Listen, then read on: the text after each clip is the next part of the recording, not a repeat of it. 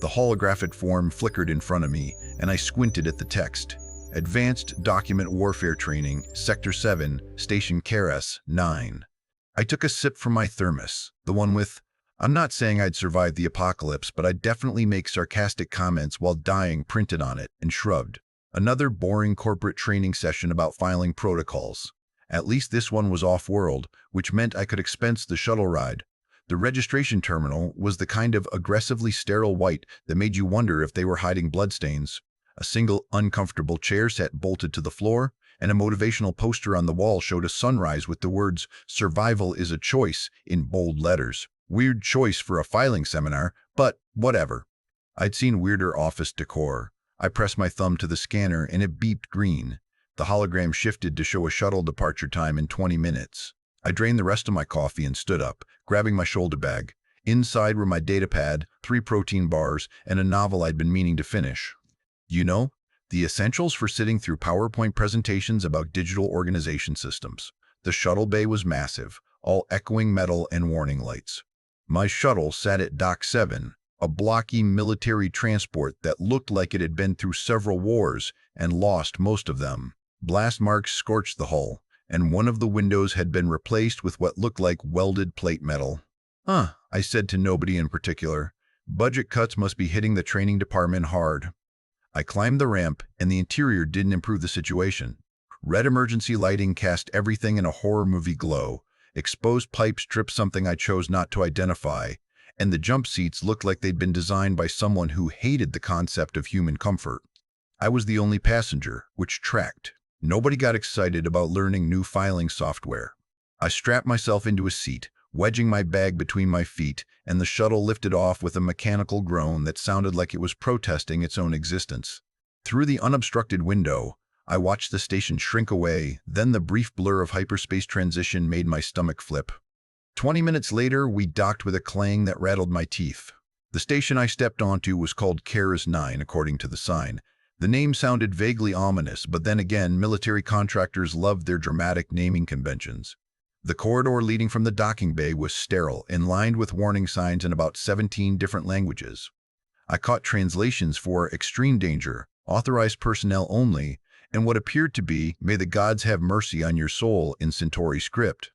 Bit much for a filing workshop, I muttered, following the directional arrows. They led me to an antechamber that immediately elevated my concern from mildly confused to significantly worried. One wall was entirely weapon lockers, the kind with biometric locks and warning labels about plasma discharge. A medical station occupied the corner, displaying equipment that looked less first aid and more emergency life support for catastrophic injuries. And covering every available surface were memorial plaques, hundreds of them. Small metal rectangles with names, dates, and the phrase "fell in training." I stopped in front of one wall, reading, "Died valorously, gave their life in service, survived 4 minutes, a station record." "Oh," I said slowly. "Oh, this is not document management training." Before I could turn around and sprint back to the shuttle, a door hissed open and someone walked through. I used the word "someone" generously, because what entered was definitely not human. He stood about 6'2", with 2 arms and 2 legs in the right places, but that's where the similarity to anything I'd ever seen ended. His entire body was covered in what looked like deep purple fungus, with a network of bioluminescent veins pulsing beneath a translucent outer layer. His head was topped with a mushroom cap that drooped like sad hair, and his face was all velvety texture with 2 large, milky white eyes that were currently weeping small glowing particles.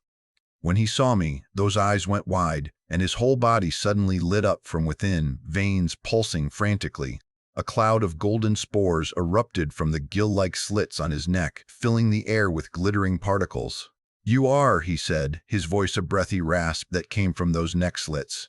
More gold spores puffed out with each word. "You are human."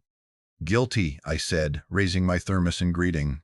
"And you're having some kind of allergic reaction, I think. Should I get a medic? Do you need an antihistamine? I've got some in my bag."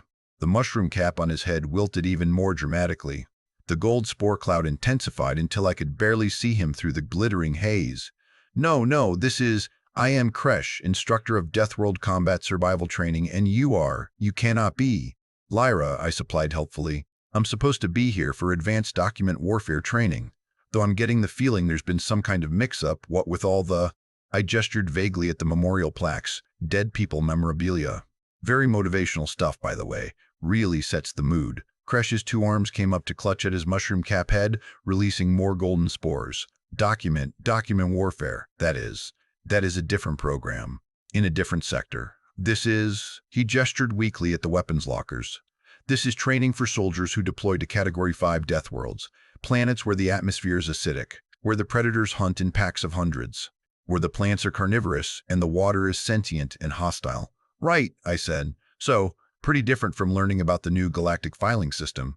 Yes, Kresh wheezed. His bioluminescent veins were pulsing so fast now they looked like a strobe light. Extremely different. This training has a 30% fatality rate among elite soldiers from heavy gravity species with military augmentation. I looked at him. He looked at me. A golden spore drifted between us, glowing softly. So, I said, probably not ideal for someone whose most recent physical challenge was reaching the top shelf at the grocery store. Kresh made a sound like a deflating balloon mixed with a whimper. No, not ideal at all. Humans are, you are from Earth, yes? The Category 12, Death World? Born and raised, I said cheerfully. Though I'm from the suburbs, so like, the boring part. The most dangerous thing in my neighborhood was Mrs. Patterson's aggressive garden gnome collection. The gold spore cloud turned slightly green-tinted. Kresh's mushroom cap had now wilted so much it was drooping over one of his eyes. Category 12, he repeated faintly. The highest classification, where the dominant species evolved by surviving mass extinctions, plural, multiple apocalypse events. And you are here, in my training program. Apparently, I said. I pulled out my datapad and checked the confirmation email. Yep, says right here. Advanced Document Warfare Training, Station Keras 9, Instructor Kresh. That's you, right? Kresh's two arms were trembling now, still clutched to his head. There has been a mistake, a terrible, horrible mistake. Someone in administration has confused the programs. Document Warfare Training is in Sector 7, Station Keras 3. This is Keras 9. We train, we prepare soldiers for. He gestured helplessly at the memorial plaques again. For dying, mostly, based on the decor, I finished. Yeah, I'm picking up on that theme. A long moment of silence stretched between us. Well, silence except for the soft sound of Kresh's spores drifting to the floor and the uncomfortable pulsing of his bioluminescent veins. So, I said finally, should I just head back to the shuttle? Get this sorted out with admin? Kresh's mushroom cap perked up slightly, and the gold spore cloud thinned a bit. Yes, that would be the appropriate. The door behind him hissed open again, and another human walked in. This one was clearly military, with gray temples, a 1,000-yard stare, and an immaculate uniform that had so many medals I wondered if they were structurally load-bearing. He carried a datapad in one hand and didn't look up as he entered. Instructor Kresh, the man said in a flat, clipped voice.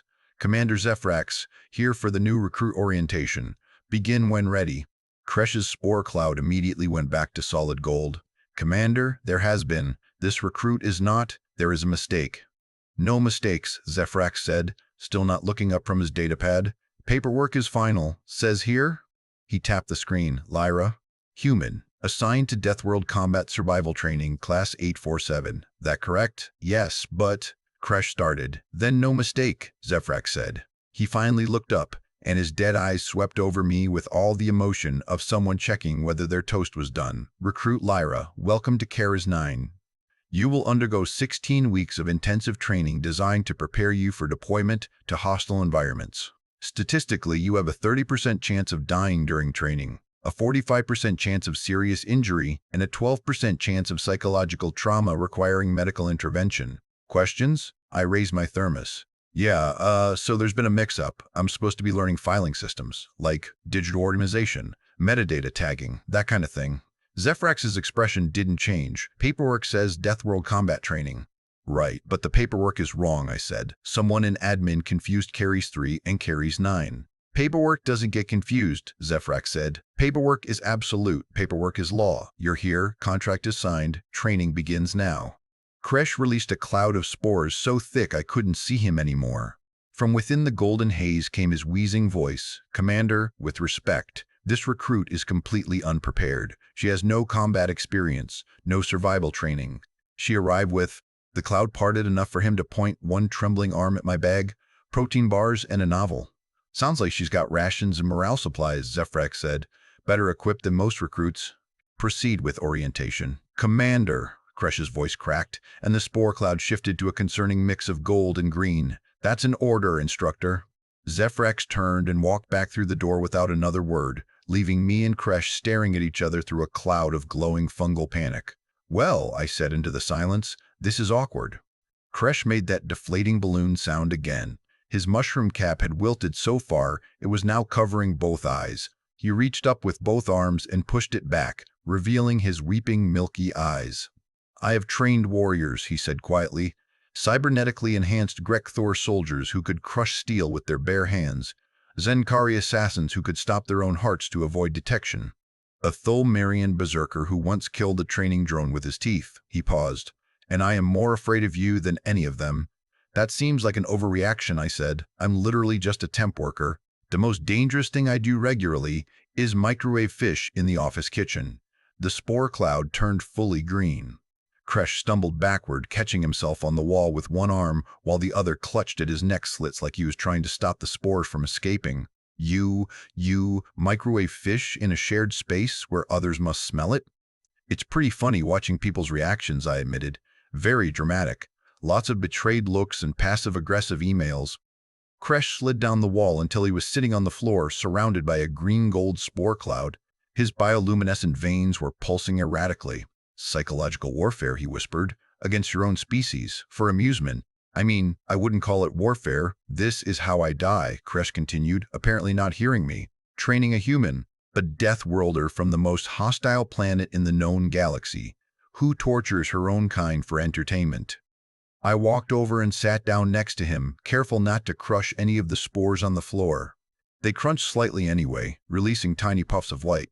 Look, I said, I don't want to be here any more than you want me here. This is clearly a clerical error. We just need to contact administration, explain the situation, and get it sorted out. Easy. Kresh turned his head to look at me, mushroom cap drooping sadly. You do not understand galactic bureaucracy. Commander Zephrax is correct. Once paperwork is filed, once contracts are signed, once assignments are made, they cannot be changed. It would require forms, approvals from 7 different departments, a tribunal hearing. It would take months.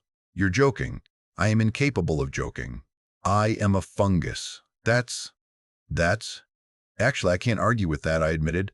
I took a sip from my thermos, forgetting it was empty, and made a face. So what you're saying is I'm stuck here, in deathworld combat training, for 16 weeks. Yes. Kresh's voice was barely audible through his neck slits. And there's a 30% chance I die. Statistically, yes. Though, his spore cloud pulsed, for you, the statistics may not apply. You are human. You may simply, kill the training equipment, or traumatize it, or microwave fish at it until it surrenders. Despite everything, I laughed. Okay, that's actually kind of funny. Maybe you are capable of joking. That was not a joke, Kresh said miserably. That was my professional assessment. I stood up, brushing glowing spores off my cardigan. They left little luminescent streaks on the fabric. All right, well, if I'm stuck here, might as well see what this is all about. What's first? Kresh remained sitting on the floor, staring up at me through his sad mushroom cap. Orientation demonstration. You must show basic combat capability. Simple weapons proficiency test. Nothing complex. Just, he gestured vaguely with one arm, hit a target, at range, with a plasma rifle. Never used a plasma rifle, I said. I know, Kresh whispered. The spore cloud went gold again. I know. He slowly pushed himself to his feet, both arms trembling, and walked to the weapons locker. His 2 legs moved stiffly, like he was walking to his own execution. The biometric lock scanned his hand and beeped, and the locker opened to reveal rows of weapons that looked like they cost more than my annual salary. Kresh removed one, a sleek rifle that hummed with barely contained energy, and held it out to me with both arms, like he was offering a sacred relic, or a live grenade. Please, he said softly, please try not to destroy anything expensive. I took the rifle. It was heavier than I expected, and warm, and when I wrapped my hands around it, something clicked and the hum increased. A holographic sight materialized in the air above the barrel. Oh, I said, that's actually pretty cool. Kresh released a spore cloud so dense I briefly lost sight of him entirely. When it cleared, his whole body had dimmed, the bioluminescent veins pulsing slowly, like his system was shutting down in preparation for death. "The training arena," he said quietly, "is through that door. The target range is the first chamber. Try to only shoot the targets, not the walls, or me, or yourself, please." "Those are pretty reasonable requests," I said. Kresh's mushroom cap wilted. "With humans, I have learned not to assume anything is reasonable." He walked toward the door on unsteady legs, and I followed, carrying the plasma rifle and wondering how, exactly, my boring Tuesday morning had turned into whatever fresh hell this was. The door hissed open, revealing the combat arena, and my first thought was, someone definitely died here. Multiple someones. Recently. The massive dome stretched above us, easily 100 meters across, with reinforced walls covered in scorch marks, impact craters, and suspicious dark stains. Broken equipment littered the floor. Training drones with missing components, obstacles melted into slag, and what looked like the remains of a targeting system that had been torn apart by something very angry or very desperate. The air smelled like ozone and regret. "Welcoming atmosphere," I said, "very encouraging for beginners." Kresh led me to the target range, which was separated from the main arena by a reinforced barrier that had definitely been replaced multiple times based on the patching work. A row of holographic targets flickered in the distance, human-shaped silhouettes glowing blue. "The task," Kresh said, his voice steadier now that we were in his professional environment, "is simple. Take the rifle, aim at a target, fire, hit the target. Show basic proficiency." "Okay," I said, raising the rifle and looking through the holographic sight. "This doesn't seem too—" The rifle suddenly beeped and text appeared in my vision. "Biometric match confirmed. Safety protocols disengaged. Maximum power available." "Wait," Kresh said, both arms coming up in alarm. "Wait, why did the safety that should not?" I squeezed the trigger. The rifle kicked hard enough to bruise my shoulder, and a bolt of plasma screamed downrange so bright I had to squint. It hit the target dead center, vaporizing it instantly, then continued through the wall behind it, melting a hole clean through the reinforced metal. Somewhere in the distance, an alarm started blaring. I lowered the rifle. "So, is that good? I feel like that's probably good." Kresh stood frozen, both arms still raised, staring at the hole in the wall. His spore cloud had turned completely black. His mushroom cap was vibrating. His bioluminescent veins had stopped pulsing entirely. "Kresh," I said, "you okay, buddy?" Very slowly, Kresh's two legs gave out, and he collapsed to the floor in a heap of unconscious fungus, completely surrounded by a cloud of black spores that smelled faintly of despair. From somewhere behind me, I heard a door open. Commander Zephrax's voice echoed across the arena, flat and emotionless. "Acceptable performance. Report to training arena tomorrow at 0600 for live ammunition exercises. You'll be leading the demonstration." Then the door closed, leaving me standing there with a plasma rifle, an unconscious fungal alien, and the growing realization that the next 16 weeks were going to be really, really weird. I looked down at Kresh. "So," I said to his unconscious form, "same time tomorrow, then." The black spore cloud drifted silently around him, and in the distance, the alarm kept blaring. The next morning I showed up at 0600 with my thermos, my datapad, and a growing sense that the universe had a very dark sense of humor. The combat arena was already occupied when I arrived. Kresh stood in the center, his mushroom cap looking slightly more perky than yesterday, though his bioluminescent veins were pulsing in an anxious purple-blue pattern. His two arms were gesturing at a holographic display while he briefed what I assumed was today's training scenario. When he saw me, the veins immediately shifted to gold, and a small spore cloud puffed from his neck slits. "Lyra," he said, his breathy voice tight, "you are punctual."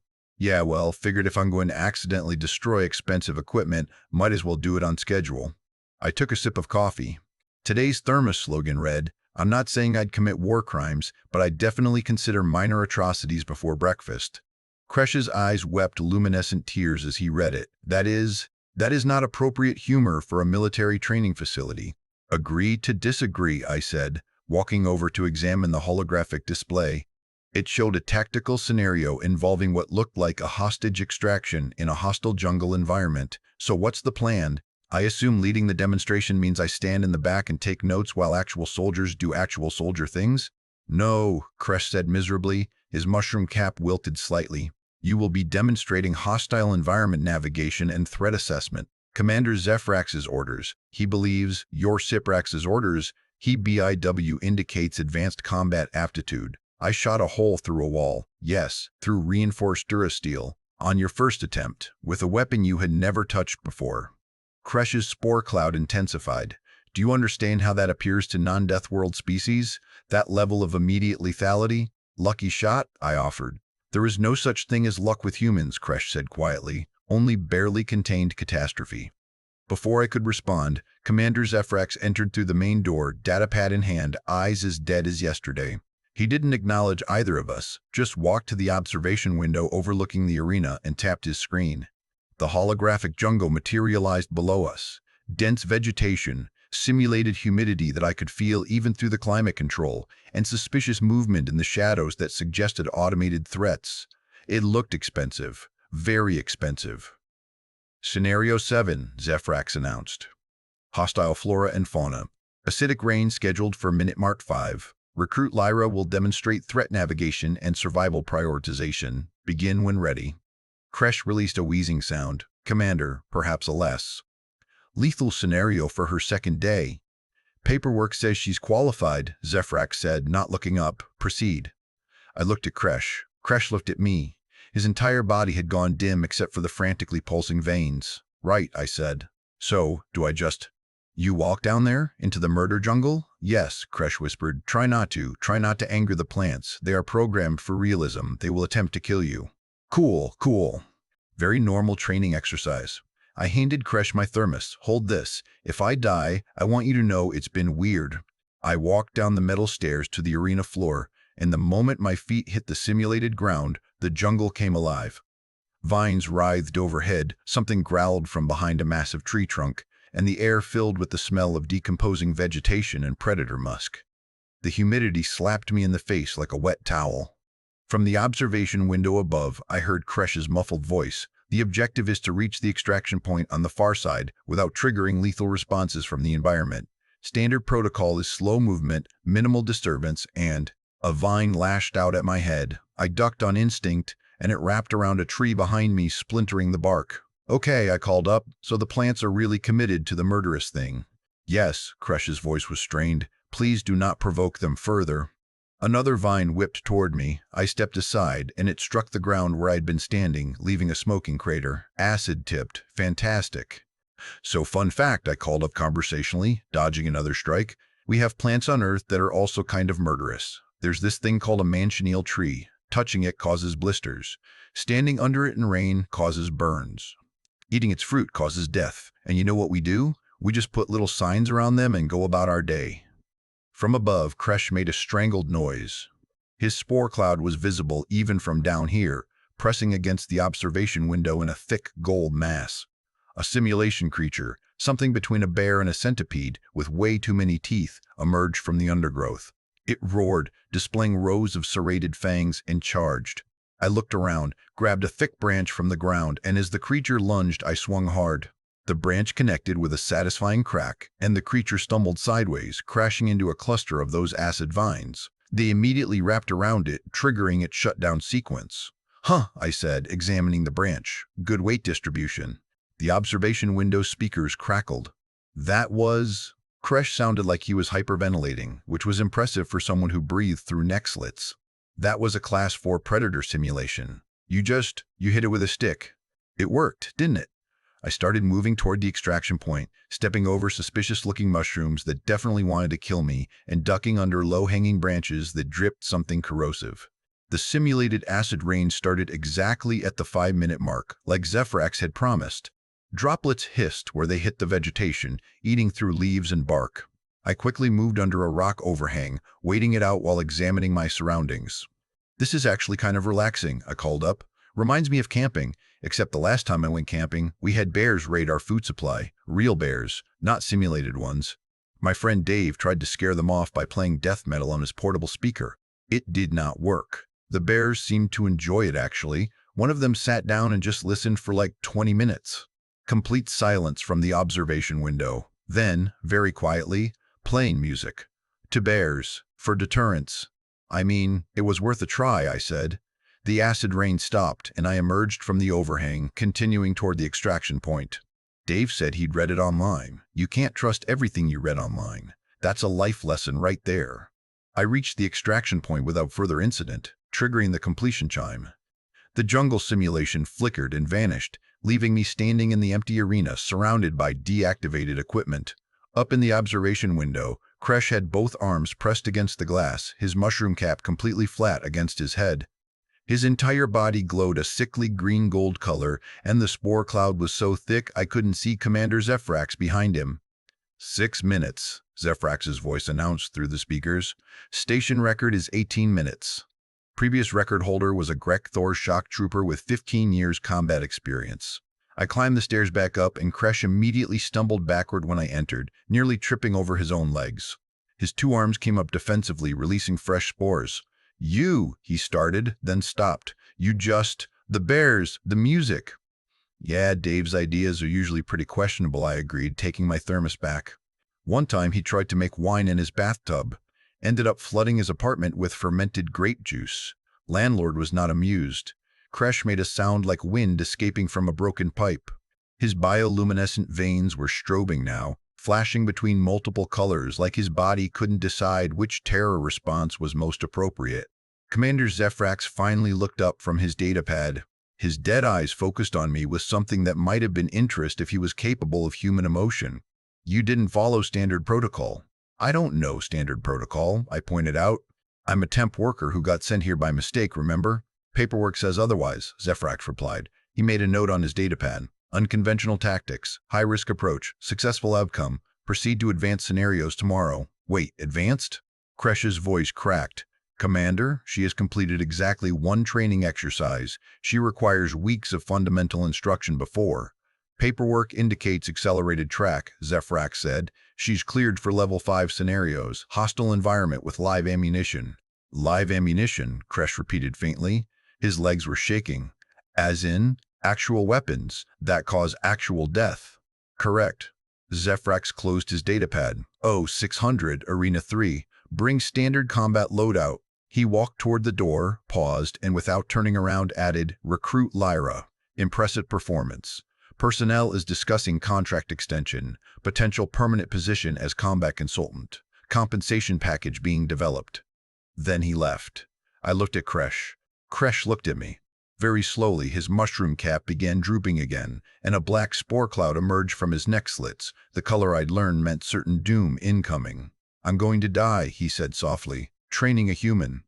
This is how my legacy ends. Future generations of Vrilshock will speak my name as a cautionary tale." "Look on the bright side," I said, patting his shoulder. He flinched, and his whole arm dimmed where I touched him. "At least you'll be famous." "That is not comforting." "Yeah," I admitted, taking a sip of coffee. "Probably not." Kresh sank slowly to the floor, surrounded by his black spore cloud, and I stood there thinking about how I'd need to email HR about extending my temporary assignment. Somehow, I didn't think accidentally became a deathworld combat consultant due to filing error was going to fit in the standard form fields. But hey, the pay was probably better than data entry. 3 weeks later, I was officially the highest paid cultural liaison and combat consultant in galactic military history. Turned out my casual descriptions averse wildlife. The time Australia's spiders shut down a military base, that brain-eating amoeba in warm water, the fact that we domesticated wolves and made them wear sweaters counted as elite tactical intelligence. Kresh had mostly stopped fainting, though his spore cloud still went gold whenever I entered a room. He'd adapted by developing what he called human shock protocols, which mostly involved deep breathing exercises and keeping a medical kit nearby. His mushroom cap had a permanent nervous droop now. Commander Zephrax never acknowledged the clerical error. When I'd tried explaining it again, he'd simply said, "Paperwork is final," and walked away. I suspected he knew exactly what had happened, and found the whole situation moderately amusing, which for him was basically uncontrollable hysteria. The other trainees, actual soldiers from various species, had started avoiding me after I'd casually mentioned Earth's ocean trenches during lunch. Something about crushing pressure, eternal darkness, and nightmare fish with teeth longer than your fingers had caused a station-wide panic attack. 3 recruits requested transfers. My thermos collection had expanded. Today's read, I survived deathworld combat training, and all I got was this thermos in severe psychological damage, mostly other people's. Kresh was teaching me proper combat protocols now. though mostly it involved him explaining what I shouldn't do while I accidentally discovered new tactical applications for mundane objects. Last week, I'd used a protein bar wrapper to deflect a training laser. He'd wept luminescent tears for an hour. "You know," I said, watching him set up today's exercise with trembling arms, "this is way more interesting than filing paperwork." Kresh's spore cloud went bright gold. "That is the most terrifying thing you have ever said." "And you once described Earth's geese." "Yeah," I agreed, grinning. "Geese are pretty scary." His mushroom cap wilted completely and I laughed. Best clerical error ever.